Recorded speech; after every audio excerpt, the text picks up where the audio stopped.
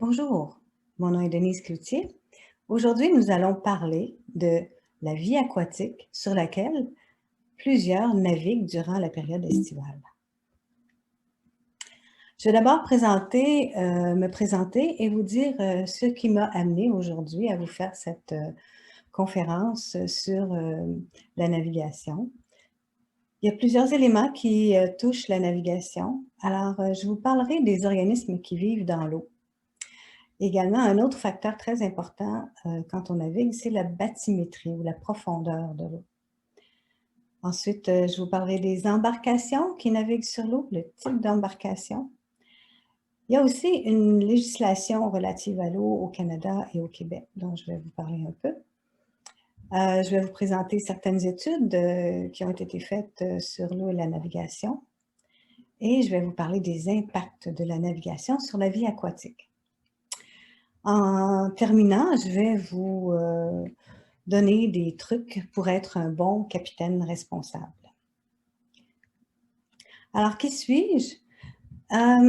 Je suis présidente du Conseil de bassin versant des Mille-Îles que j'ai créé. Comme vous voyez ici, le territoire de la zone des Mille-Îles inclut notamment la ville de Rosemère et toutes les rivières qui se déversent dans la rivière des Mille-Îles.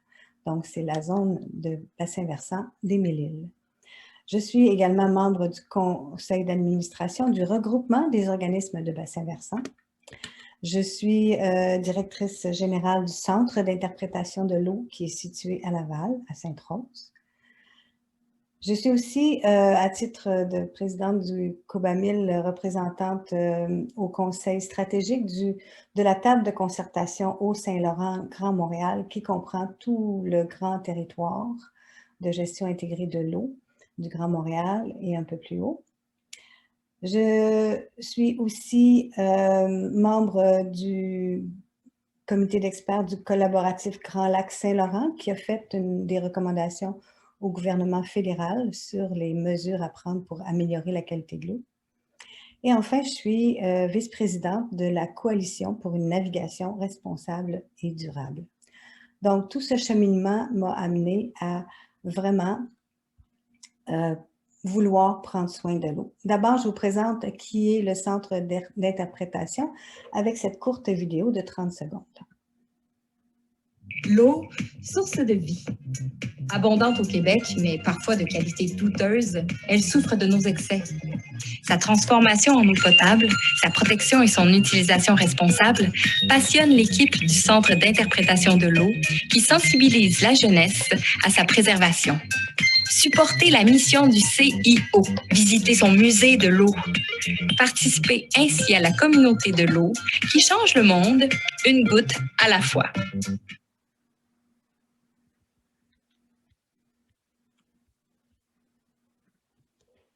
Alors voici qui est le CIO. Maintenant, au COBAMIL, qu'est-ce qu'on fait? On fait de la sensibilisation, on nettoie les rivières, on renaturalise les milieux riverains et aussi, on fait ça sur le grand territoire que je vous ai montré tantôt, qui est un des plus petits en superficie, plus petits territoires des 40 zones de bassin versant au Québec. Par contre, un des plus populeux avec ses 420 000 habitants. Alors, on voit ici que chaque rivière de la zone des Mille-Îles a son bassin versant. Et on voit ici la rivière aux Chiens, plus particulièrement, qui circule dans la ville de Lorraine pour se déverser dans la rivière des Mille-Îles.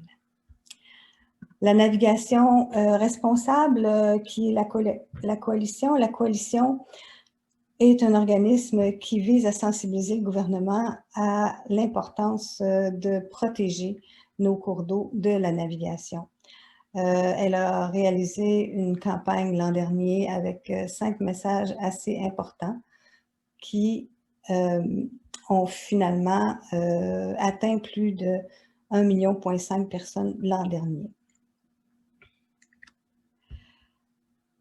Je suis aussi au conseil d'administration de l'association Lac Laurel et dans ce cadre-là, en tant que responsable de l'environnement du lac avec mon conjoint, mon mari, André-Philippe Hébert, J'ai rencontré des personnes formidables. On voit ici Sylvain Miller et sa femme Anne Letourneau qui prennent des échantillons de plancton dans le lac Laurel.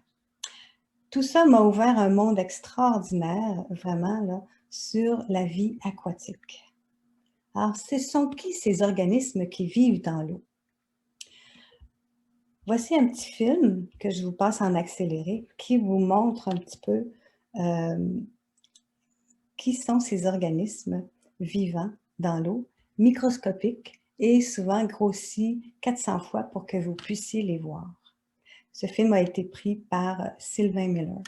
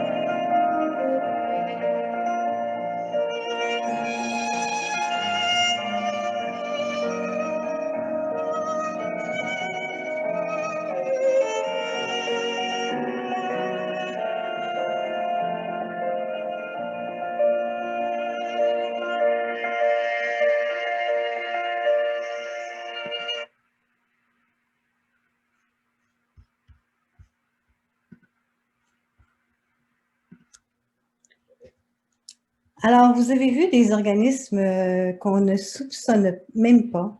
Alors, ce sont tous des organismes microscopiques qui sont la base même de la vie de nos cours d'eau.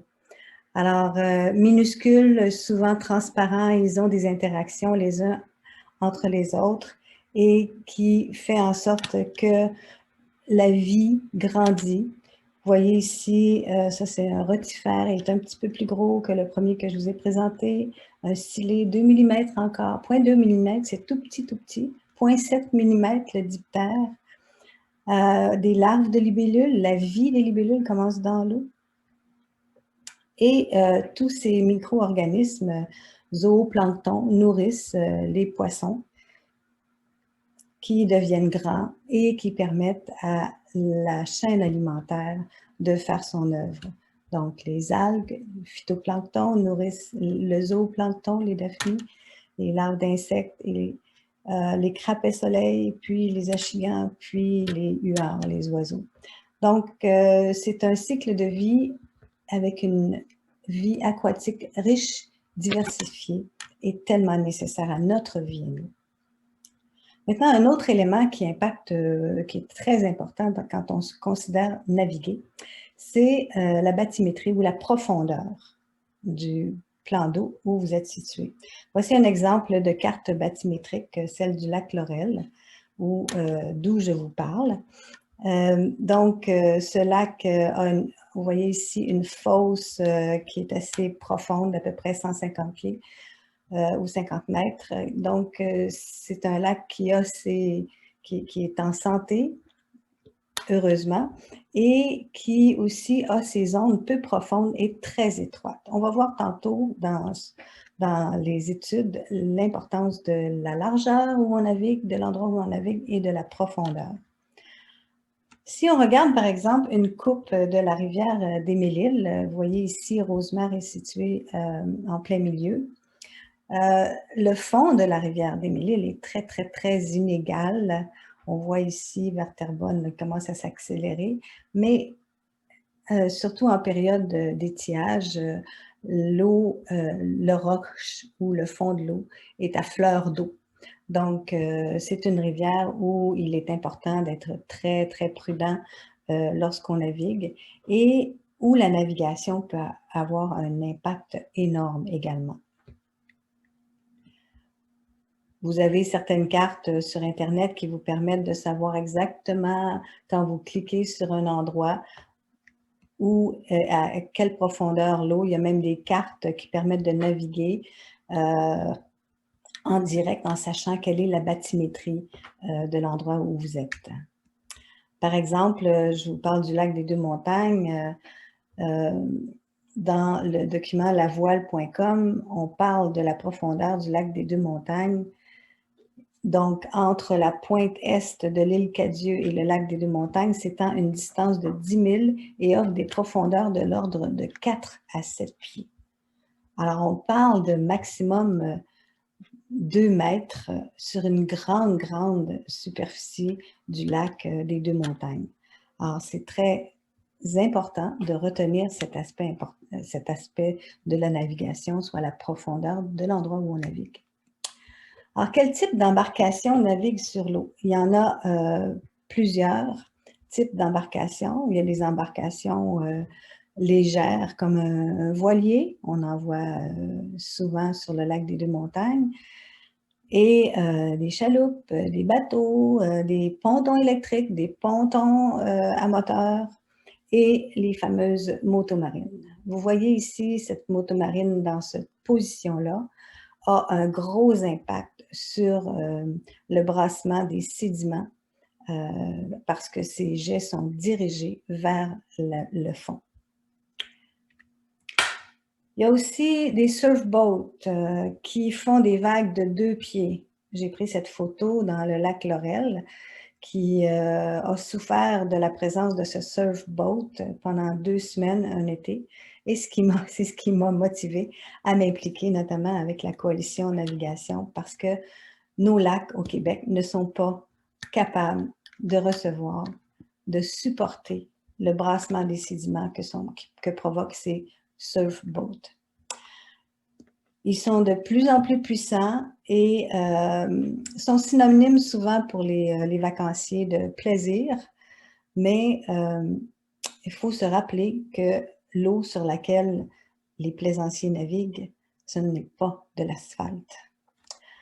Un exemple, notamment au lac Sergent, un Baja 272 qui a une puissance de 425 chevaux vapeur et la profondeur de ce lac est d'en moyenne 2,7 mètres. Donc, c'est énorme l'impact de ce bateau sur ce lac.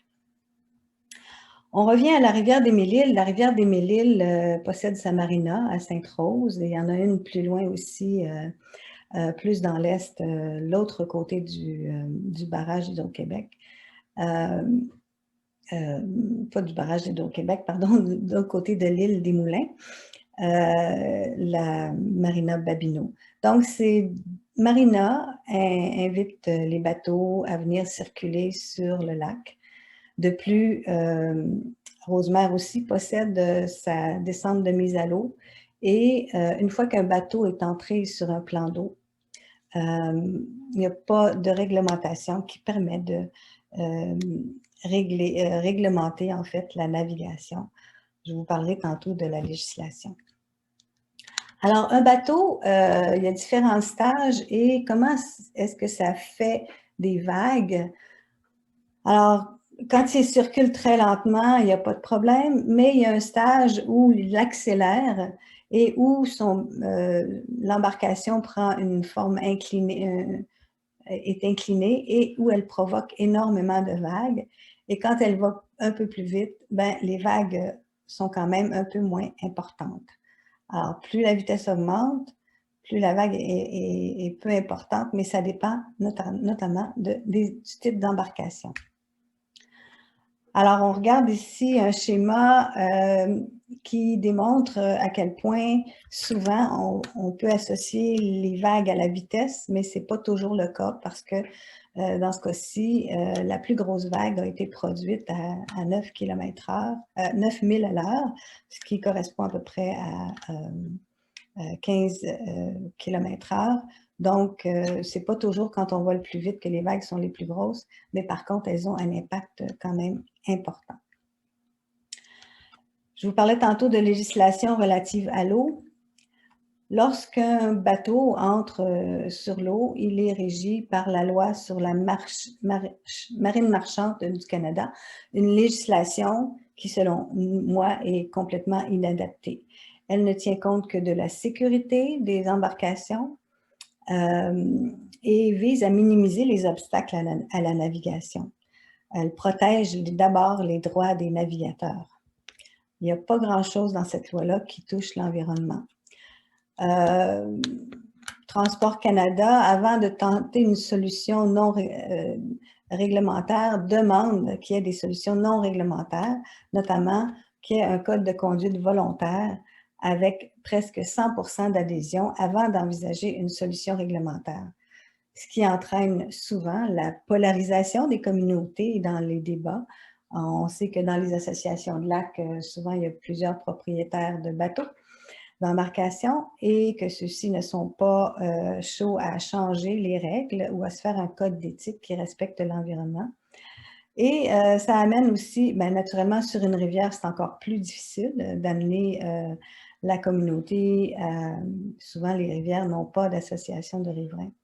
Donc, on parle de consensus souvent quand ça arrive sur le plus petit dénominateur commun, donc où l'environnement est perdant. Et la plupart des municipalités sont assez réticentes à prendre parti de ces, quand il y a justement cette polarisation des usagers. La loi sur la marine marchande, c'est un processus aussi quand on veut, par exemple, protéger ou réduire la vitesse à certains endroits.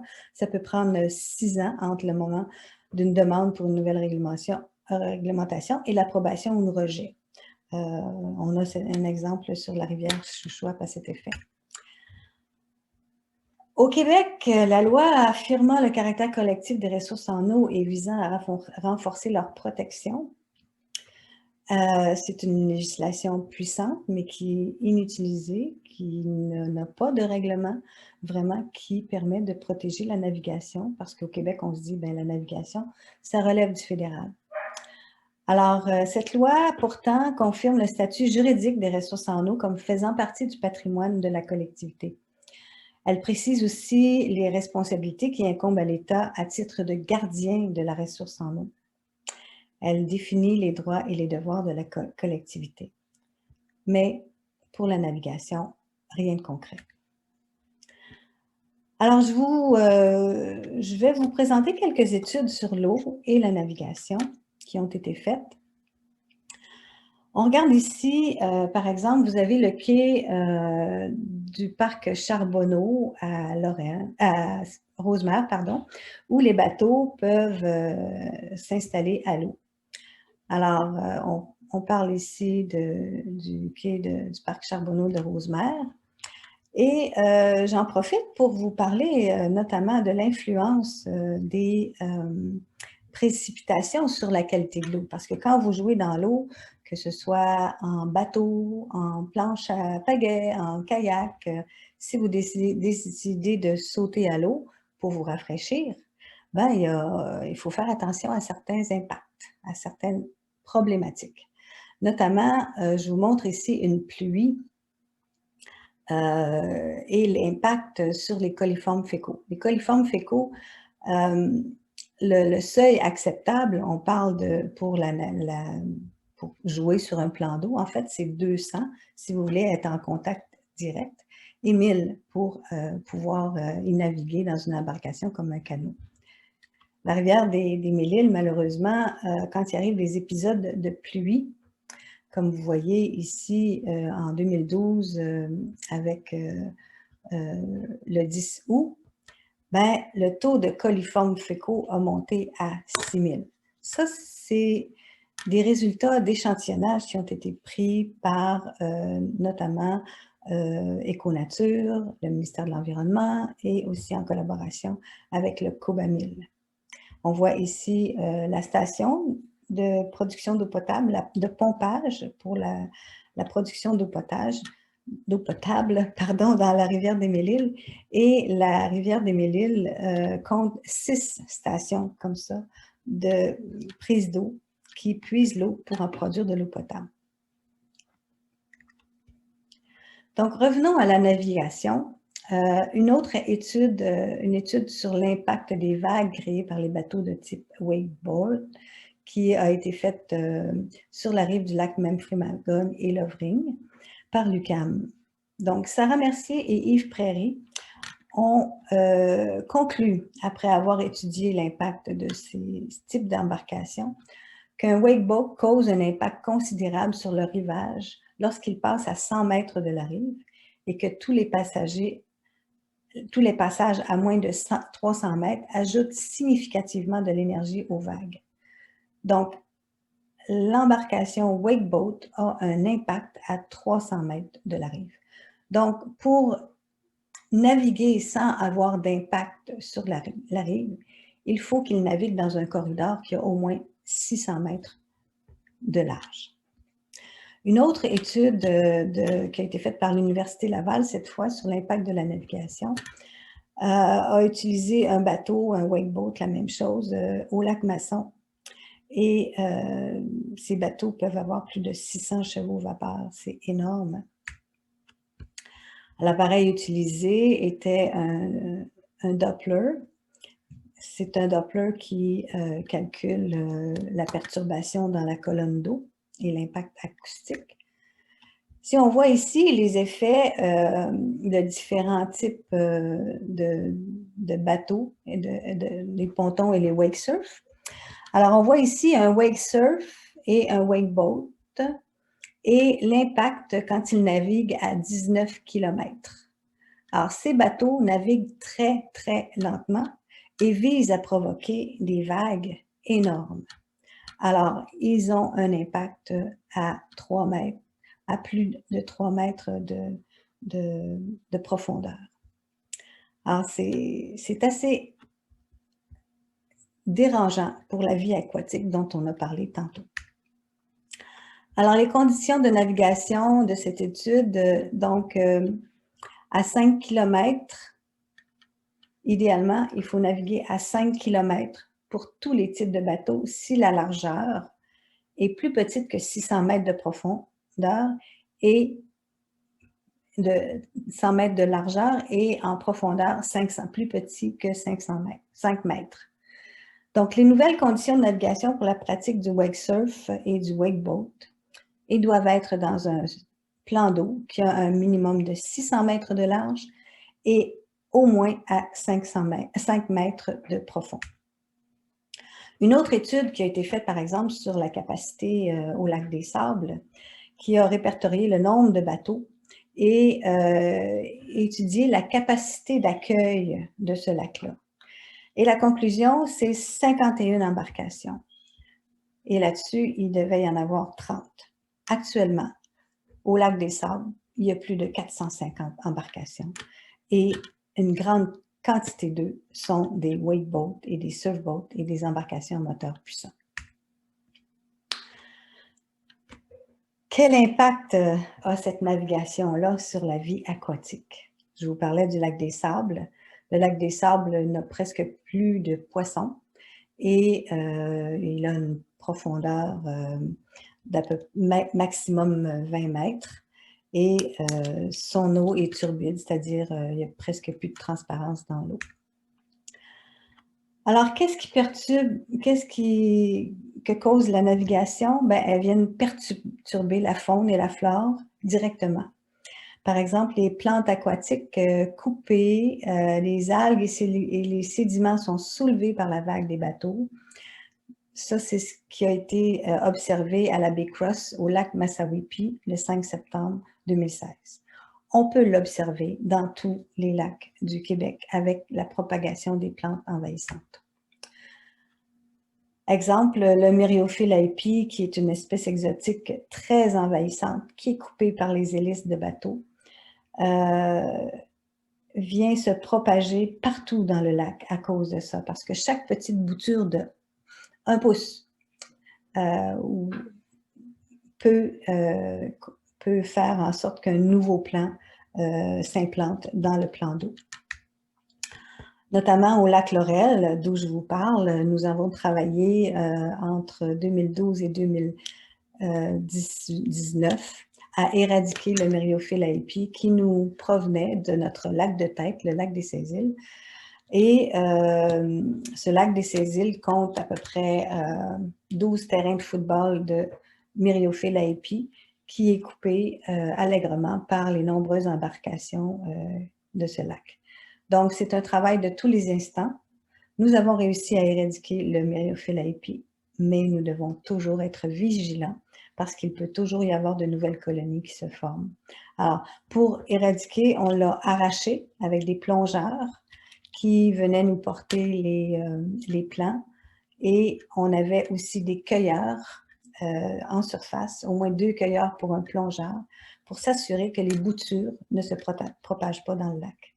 Alors, les Myriophylle aipi est une des conséquences de la navigation en eau peu profonde et aussi une conséquence du fait que les embarcations changent de plan d'eau sans avoir été lavées.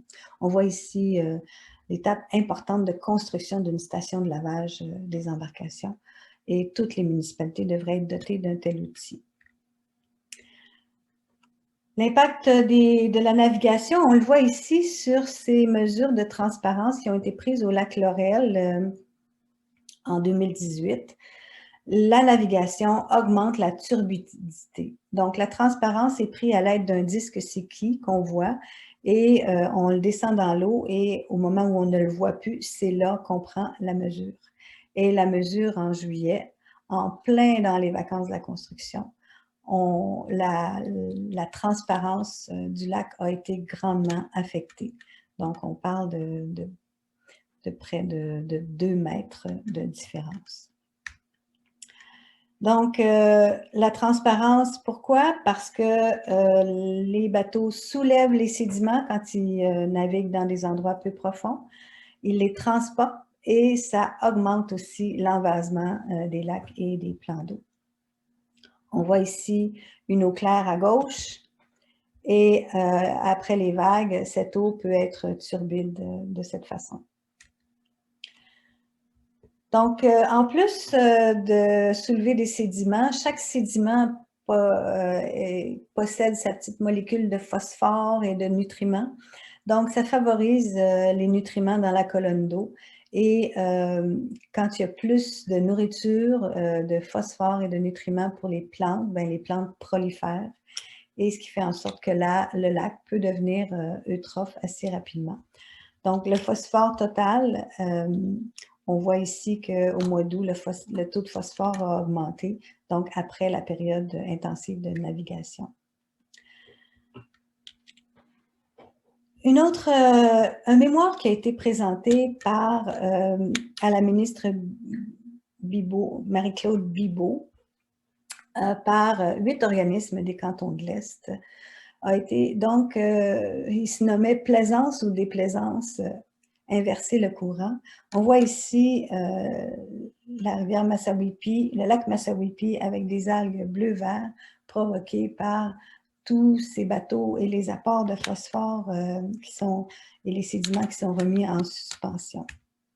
Alors, ce mémoire demande au gouvernement fédéral la création d'un comité consultatif conjoint où le ministère des Transports et l'Environnement et les loisirs, la chasse et la pêche et le milieu municipal et les plaisanciers se parlent parce qu'actuellement, la navigation relève uniquement de Transport Canada.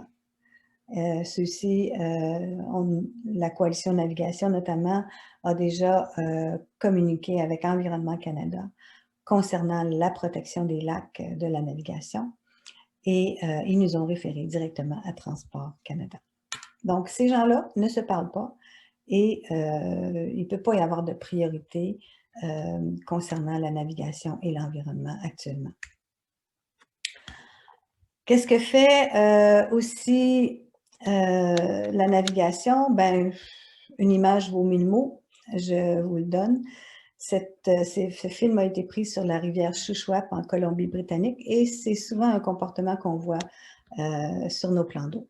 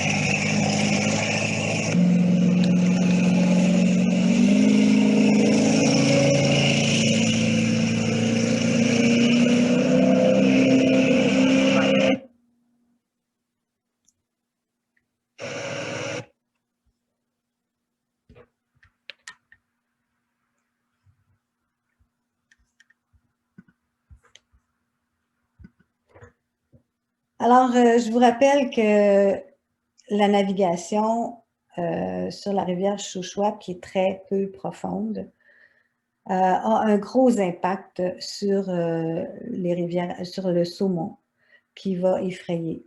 Donc, vous avez vu un peu ce qui se passe.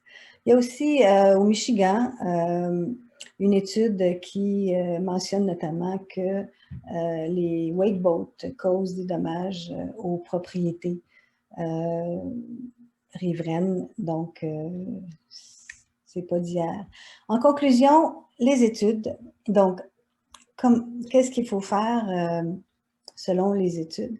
Donc, il faut réduire la vitesse à moins de 300 pieds de la rive, ne pas remplir les ballasts qui viennent augmenter la vague, ne pas naviguer près de la rive, des plages, près des résidences riveraines ou des milieux humides, éviter de tourner en rond, ce qui augmente la hauteur et la fréquence des vagues, et éviter de naviguer en eau peu profonde ou près des rivages naturels.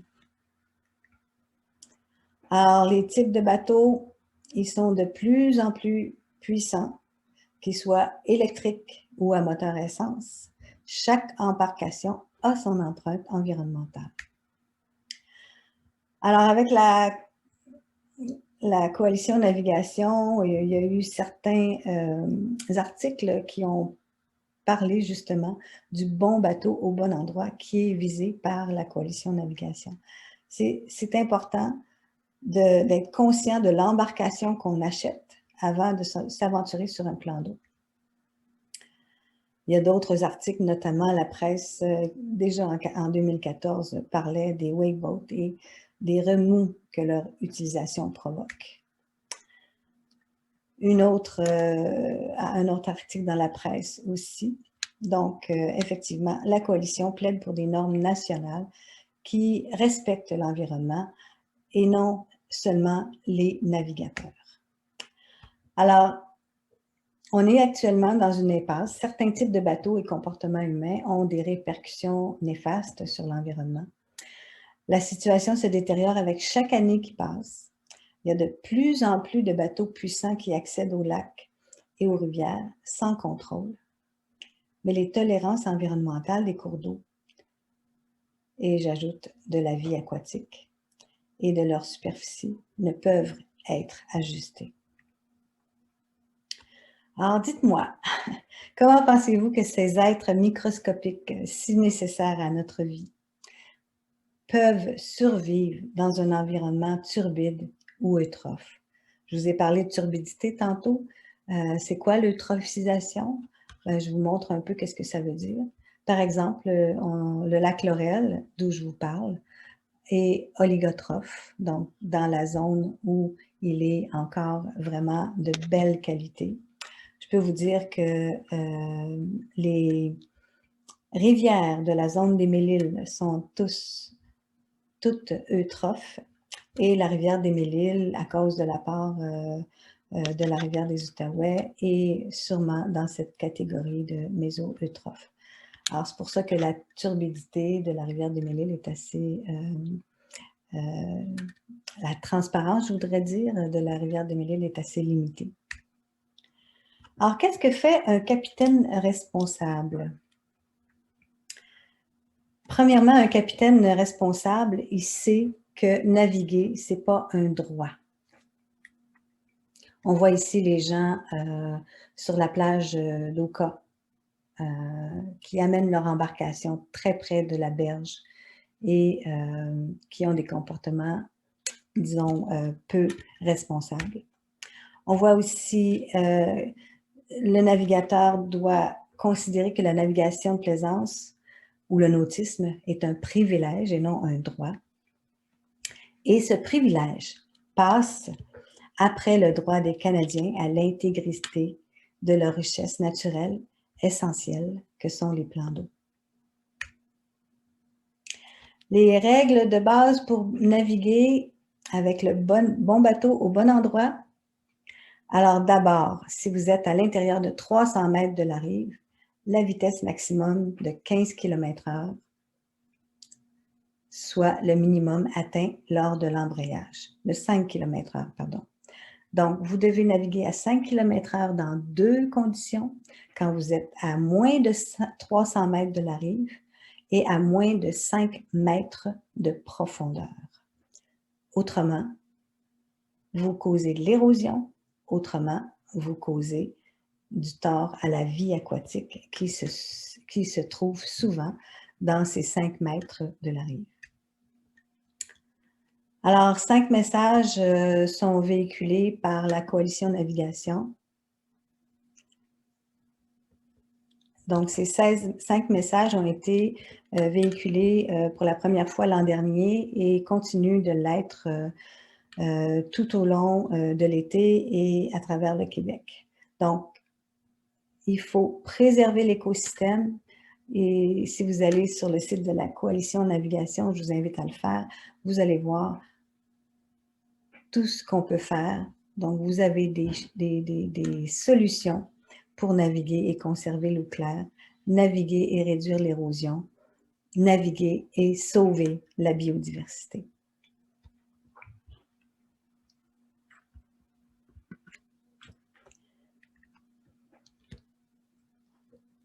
En conclusion, selon vous, est-ce que nos lacs et nos cours d'eau sont des milieux vivants ou des terrains de jeu? Je vous invite à y réfléchir. Je vous invite aussi à venir voir le centre d'interprétation de l'eau. On est situé à Sainte-Rose, tout près de chez vous, et où on a un musée scientifique et où on fait des expositions permanentes et où on offre des animations aux jeunes pour les sensibiliser à la protection et à l'utilisation responsable de l'eau. Ceux qui veulent bouger cet été à vélo ou à pied, tout autour de l'île de Laval, et vous avez un rallye des rivières qui a été créé par le CIO, Centre d'interprétation de l'eau, où il y a actuellement 16 bornes autour de l'île de Laval et 5 nouvelles qui seront installées bientôt cet été sur la rive nord. Donc, ce rallye des rivières vous permet d'en apprendre plus sur les trésors que comportent ces rivières. Et en fait, c'est une activité parfaite pour la pandémie où on peut réaliser ça seul ou en famille. En terminant, je tiens à remercier les nombreux collaborateurs là, qui m'ont permis de faire cette présentation, notamment Camille Robert qui a fourni les images pour la vidéo du CEO. Sylvain Miller, dont je vous ai parlé tantôt, qui est biologiste, et sa conjointe Anne Letourneau, qui est biochimiste, qui sont chercheurs et plongeurs, qui nous ont fourni la vidéo de plancton.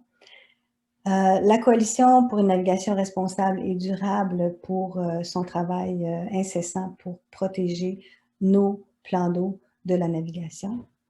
Les chercheurs de l'UQAM, Sarah Mercier et Yves Prairie. Les chercheurs de l'Université de Laval, Sébastien Raymond et Rosa Galvez-Cloutier. Bleu Massawipi qui a fait ce mémoire au gouvernement fédéral.